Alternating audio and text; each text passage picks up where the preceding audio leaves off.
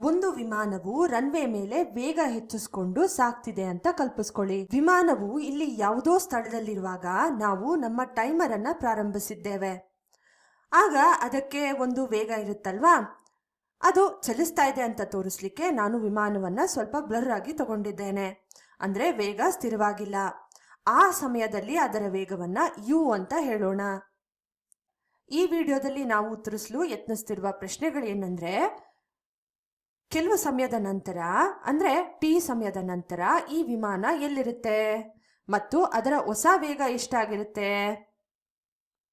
ಅಂದ್ರೆ ನಾವು ಟಿ ಸಮಯವನ್ನ ಕಾಯ್ತೇವೆ. ವಿಮಾನ ಇಲ್ಲಿ ಯಾವುದೋ ಒಂದು ಕಡೆ ಬಂದು ತಲುಪುತ್ತೆ, ಆದರೆ ಅದು ಸ್ವಲ್ಪ ಹೆಚ್ಚು ವೇಗವಾಗಿ ಚಲಿಸ್ತಿರುತ್ತೆ. ಯಾಕೆಂದ್ರೆ ಅದು ವೇಗೋತ್ಕರ್ಷಕ್ಕೆ ಒಳಗಾಗುತ್ತೆ, ಅಂದ್ರೆ ಅದರ ವೇಗ ನಿರಂತರವಾಗಿ ಹೆಚ್ಚಾಗ್ತಿರುತ್ತೆ. ಈಗ ಪ್ರಶ್ನೆ ಏನಂದ್ರೆ, ಆ ಸಮಯದಲ್ಲಿ ಅದರ ವೇಗ ಎಷ್ಟು ಮತ್ತು ಅದು ಎಷ್ಟು ದೂರವನ್ನು ಪ್ರಯಾಣಿಸಿರುತ್ತೆ. ಇಂತಹ ಪ್ರಶ್ನೆಗಳು ಬಹಳ ಸಾಮಾನ್ಯವಾಗಿರೋದ್ರಿಂದ ಇವುಗಳನ್ನ ಲೆಕ್ಕ ಹಾಕಲು ಸಮೀಕರಣಗಳನ್ನು ನಿರ್ಮಿಸೋಣ. ಅದಕ್ಕಿರುವ ಒಂದು ವಿಧಾನವೇ ವೇಗ ಮತ್ತು ಕಾಲದ ನಕ್ಷೆ. ಈ ಗ್ರಾಫ್ ಅನ್ನ ನೋಡಿ, ಇದು ಕೂಡ ಇದೇ ಕಥೆಯನ್ನ ಹೇಳ್ತಿದೆ. ನಾವು ಟೈಮರ್ ಅನ್ನ ಪ್ರಾರಂಭಿಸಿದಾಗ ಅಂದ್ರೆ ಸಮಯ 0 ಸೆಕೆಂಡ್ಗಳಾಗಿದ್ದಾಗ ಅದಕ್ಕಿರುವಂತಹ ವೇಗ ಬಂದು ಯು ಆಗಿರ್ಲಿ. ಟಿ ಸೆಕೆಂಡ್ಗಳ ನಂತರ ವೇಗ ಬಂದು ವಿ ಆಗಿರ್ಲಿ.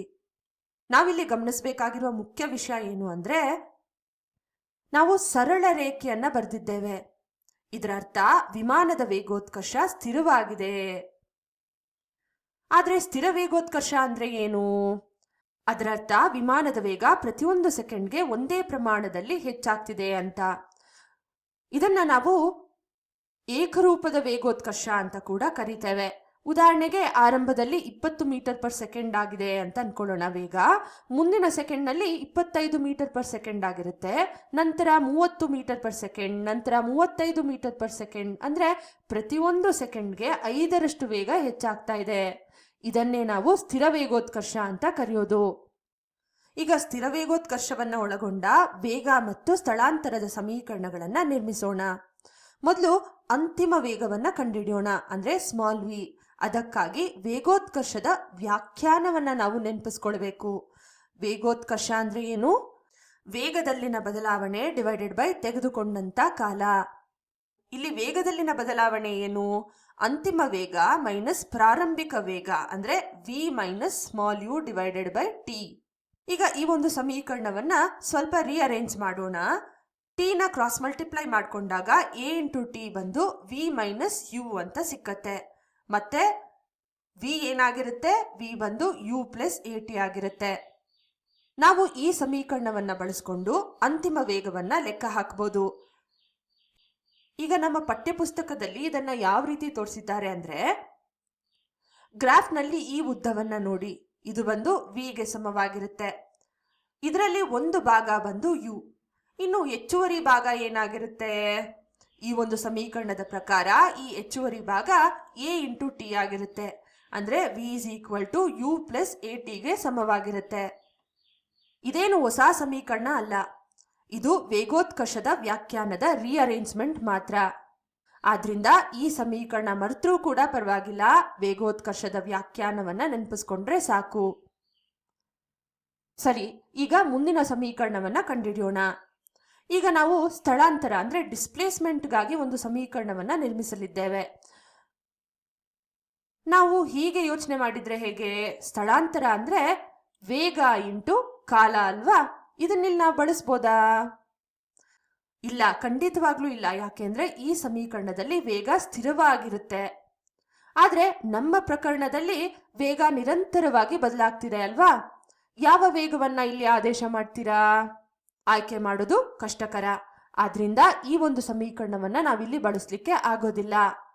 ಇಂದಿನ ಒಂದು ವಿಡಿಯೋದಲ್ಲಿ ನಾವು ನೋಡಿದ್ವಿ, ವೇಗವನ್ನ ಸಮಯದಿಂದ ಗುಣಿಸಿದಾಗ ಗ್ರಾಫ್ನಲ್ಲಿ ಅದು ವಿಸ್ತೀರ್ಣವನ್ನ ಸೂಚಿಸುತ್ತೆ ಅಂತ. ಅಂದ್ರೆ ವೇಗ ಮತ್ತು ಕಾಲನಕ್ಷೆಯ ಅಡಿಯಲ್ಲಿ ಗ್ರಾಫ್ನ ಕೆಳಗಿನ ವಿಸ್ತೀರ್ಣವೇ ಸ್ಥಳಾಂತರವನ್ನ ನೀಡಿತ್ತು. ಹಾಗಾಗಿ ಇಲ್ಲಿ ನಾವು ಮಾಡ್ಬೇಕಾಗಿರೋದೇನಂದ್ರೆ ಈ ವಿಸ್ತೀರ್ಣವನ್ನ ಲೆಕ್ಕ ಹಾಕೋದು. ಇದು ಯಾಕೆ ಸತ್ಯ ಅಂತ ಇನ್ನಷ್ಟು ಸ್ಪಷ್ಟತೆ ಬೇಕಿದ್ರೆ ನೀವು ಇಂದಿನ ವಿಡಿಯೋಗಳನ್ನ ನೋಡಿ ಬರ್ಬೋದು. ಆದ್ರೆ ಈಗ ಸ್ಥಳಾಂತರವನ್ನ ಕಂಡುಹಿಡಿಯಲು ಈ ವಿಸ್ತೀರ್ಣವನ್ನ ಮಾತ್ರ ಲೆಕ್ಕ ಹಾಕಿದ್ರೆ ಸಾಕು. ಈಗ ಎರಡನೇ ಡಿರೈವೇಶನ್ ಅನ್ನ ನೋಡೋಣ. ಈ ಗ್ರಾಫ್ನ ಅಡಿಯಲ್ಲಿರುವ ಈ ವಿಸ್ತೀರ್ಣವನ್ನ ನಾವು ಕಂಡುಹಿಡಿಯುತ್ತಿದ್ದೇವೆ. ಅಂದ್ರೆ ಸ್ಥಳಾಂತರ ಎಸ್ ಬಂದು ಇಲ್ಲಿರುವಂತ ಒಟ್ಟು ಪ್ರದೇಶವಾಗಿರುತ್ತೆ. ಈ ವಿಸ್ತೀರ್ಣವನ್ನ ಲೆಕ್ಕ ಹಾಕೋದು ಹೇಗೆ? ಈ ಗ್ರಾಫ್ನ ಗಮನ ಇಟ್ಟು ನೋಡಿದ್ರೆ ನೀವು ಇಲ್ಲಿ ಒಂದು ತ್ರಿಭುಜ ಮತ್ತು ಒಂದು ಆಯತ ಕಂಡು ಬರುತ್ತೆ. ಹಾಗಾಗಿ ಒಟ್ಟು ಪ್ರದೇಶ ಏನಾಗಿರುತ್ತೆ? ಈ ಆಯತದ ಪ್ರದೇಶ ಪ್ಲಸ್ ಈ ತ್ರಿಭುಜದ ಪ್ರದೇಶಕ್ಕೆ ಸಮವಾಗಿರುತ್ತೆ. ಅಂದ್ರೆ ಅದರ ವಿಸ್ತೀರ್ಣಗಳಿಗೆ ಸಮವಾಗಿರುತ್ತೆ. ಈ ಹಂತದಲ್ಲಿ ವಿಡಿಯೋನ ಪಾಸ್ ಮಾಡಿ ಆಯತದ ಪ್ರದೇಶ ಮತ್ತು ಈ ತ್ರಿಭುಜದ ಪ್ರದೇಶವನ್ನ ಲೆಕ್ಕ ಮಾಡಿ. ನಂಗೆ ಗೊತ್ತು ನಿಮ್ಗೆ ಆಯತ ಮತ್ತು ತ್ರಿಭುಜದ ಪ್ರದೇಶಗಳನ್ನ ಹೇಗೆ ಕಂಡುಹಿಡಿಯೋದು ಅಂತ ತಿಳಿದಿದೆ.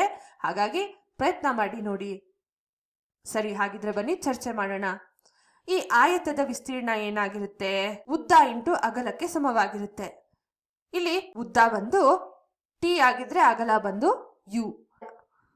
ಆದ್ರಿಂದ ಆಯತದ ವಿಸ್ತೀರ್ಣ ಬಂದು ಯು ಇಂಟು ಟಿ ಪ್ಲಸ್ ತ್ರಿಭುಜದ ವಿಸ್ತೀರ್ಣ ಬಂದು ಅರ್ಧ ಇಂಟು ಪಾದ ಇಂಟು ಅದರ ಎತ್ತರಕ್ಕೆ ಸಮವಾಗಿರೋದ್ರಿಂದ ಇಲ್ಲಿ ಅರ್ಧ ಇಂಟು ಇದರ ಪಾದ ಬಂದು ಟಿ ಆಗಿದೆ, ಎತ್ತರ ಬಂದು ಎ ಇಂಟು ಟಿ ಆಗಿದೆ.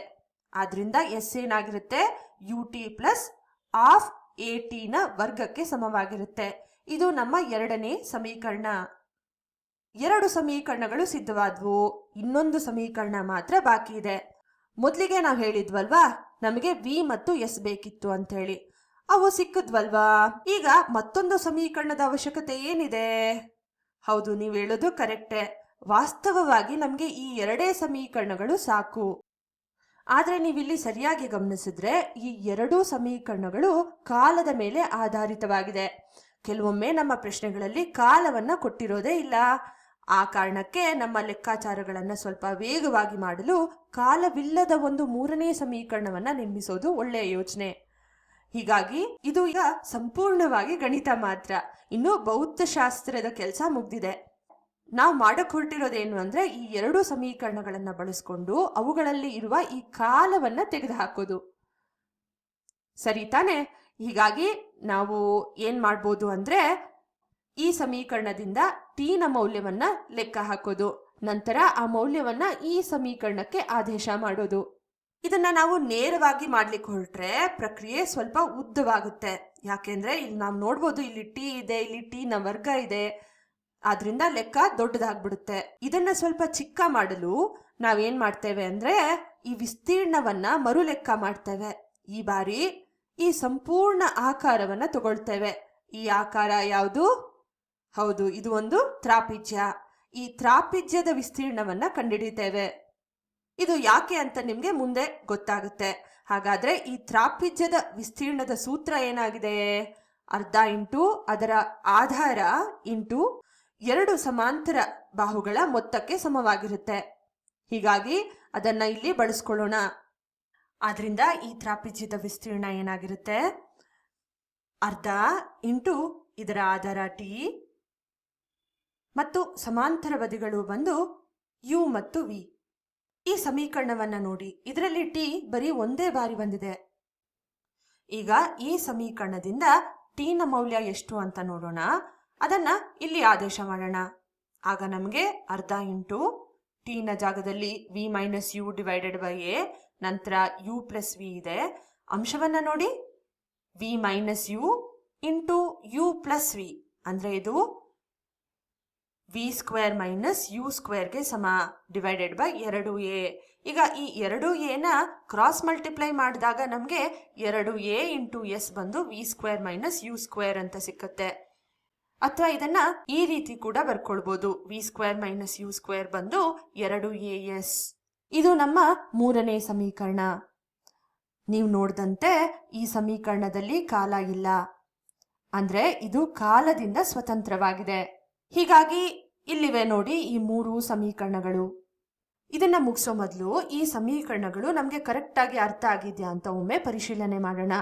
ಅಂದ್ರೆ ವೇಗೋತ್ಕರ್ಷವನ್ನ 0 ಅಂತ ತಗೊಳ್ಳೋಣ. ಏನ 0 ಅಂತ ತಗೊಂಡಾಗ ಈ ಸಮೀಕರಣಗಳು ಯಾವ ಅರ್ಥವನ್ನ ಕೊಡುತ್ತೆ ಮತ್ತು ಆ ಅರ್ಥಗಳು ಸರಿನಾ ಅಂತ ಚೆಕ್ ಮಾಡೋಣ. ಈ ಸಮೀಕರಣದಲ್ಲಿ ಎ 0 ಆದ್ರೆ ಈ ಸಂಪೂರ್ಣ ಪದ ಅಳೆದು ಹೋಗ್ಬಿಡುತ್ತೆ. ಆಗ V is equal to U ಸಿಕ್ಕತ್ತೆ. ಇದು ಅರ್ಥವಾಗ್ತದೆಯಾ? ಹೌದು, ಅರ್ಥವಾಗ್ತದೆ. ಯಾಕೆಂದ್ರೆ ವೇಗೋತ್ಕರ್ಷ 0 ಆದಾಗ ವೇಗ ಸ್ಥಿರವಾಗಿರಬೇಕು. ಅಂದ್ರೆ ಯಾವ ಕಾಲದಲ್ಲಿ ನೋಡಿದ್ರೂ ಅಂತಿಮ ವೇಗ ಪ್ರಾರಂಭಿಕ ವೇಗದಷ್ಟೇ ಇರಬೇಕು. ಹೀಗಾಗಿ ಈ ಸಮೀಕರಣ ಸರಿಯಾಗಿದೆ. ಅದೇ ರೀತಿ ಈ ಎರಡನೇ ಸಮೀಕರಣದಲ್ಲಿ ಏನ 0 ಅಂತ ತಗೊಂಡಾಗ ಈ ಒಂದು ಪದ ಅಳಿದು ಹೋಗ್ಬಿಡುತ್ತೆ. ಆಗ s is equal to u into t ಅಂತ ಸಿಗುತ್ತೆ. ಅಂದ್ರೆ ಇದು ಅದೇ ಹಳೆ ಸಮೀಕರಣವಾದ ಸ್ಥಳಾಂತರ ಇಸ್ ಈಕ್ವಲ್ ಟು ವೇಗ ಇಂಟು ಕಾಲಕ್ಕೆ ಸರಿ ಹೊಂದುತ್ತೆ. ಯಾಕೆಂದ್ರೆ ವೇಗೋತ್ಕರ್ಷ ಇಲ್ಲದಿದ್ದಾಗ ಆ ವಸ್ತು ಏಕರೂಪದ ಚಲನೆಯಲ್ಲಿರುತ್ತೆ. ಆಗ ನಾವು ಬಳಸ್ತಿದ್ದ ಹಳೆಯ ಸಮೀಕರಣವೇ ಇದು. ಅದೇ ರೀತಿ ಈ ಮೂರನೇ ಸಮೀಕರಣದಲ್ಲಿ ವೇಗೋತ್ಕರ್ಷ 0 ಆದ್ರೆ ನಮಗೆ ಮತ್ತೆ V is equal to U ಸಿಕ್ಕತ್ತೆ. ಇದನ್ನ ನಾವು ಈಗಾಗಲೇ ಚರ್ಚಿಸಿದ್ದೇವೆ. ಇನ್ನೊಂದು ವಿಷಯ, ವಸ್ತುವಿನ ವೇಗ ಹೆಚ್ಚುವುದರ ಬದಲು ಕಡಿಮೆ ಆಗ್ತಿದ್ರೂ ಸಹ ಈ ಎಲ್ಲಾ ಸಮೀಕರಣಗಳು ಕೆಲಸ ಮಾಡುತ್ತೆ.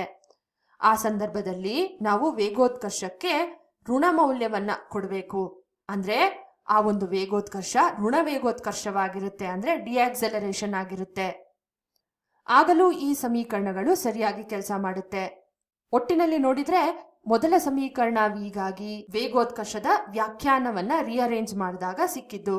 ಇನ್ನು ಎರಡನೇ ಸಮೀಕರಣ ಬಂದು ಸ್ಥಳಾಂತರಕ್ಕಾಗಿ, ಅದು ಗ್ರಾಫ್ನ ಕೆಳಗಿನ ವಿಸ್ತೀರ್ಣದಿಂದ ಸಿಕ್ಕಿದ್ದು. ಆಯತದ ವಿಸ್ತೀರ್ಣ ಪ್ಲಸ್ ತ್ರಿಭುಜದ ವಿಸ್ತೀರ್ಣವನ್ನ ಕಂಡಿಡಿದ್ವಿ. ಇನ್ನು ಮೂರನೇ ಸಮೀಕರಣಕ್ಕಾಗಿ ನಾವು ತ್ರಾಪಿಜ್ಯದ ವಿಸ್ತೀರ್ಣವನ್ನ ಮರು ಲೆಕ್ಕ ಮಾಡಿದ್ವಿ ಮತ್ತು ಮೊದಲನೇ ಸಮೀಕರಣದಿಂದ ಟಿ ನ ಮೌಲ್ಯವನ್ನ ಎರಡನೇ ಸಮೀಕರಣದಲ್ಲಿ ಬಳಸಿಕೊಂಡಾಗ ಈ ಮೂರನೇ ಸಮೀಕರಣ ಸಿಕ್ತು.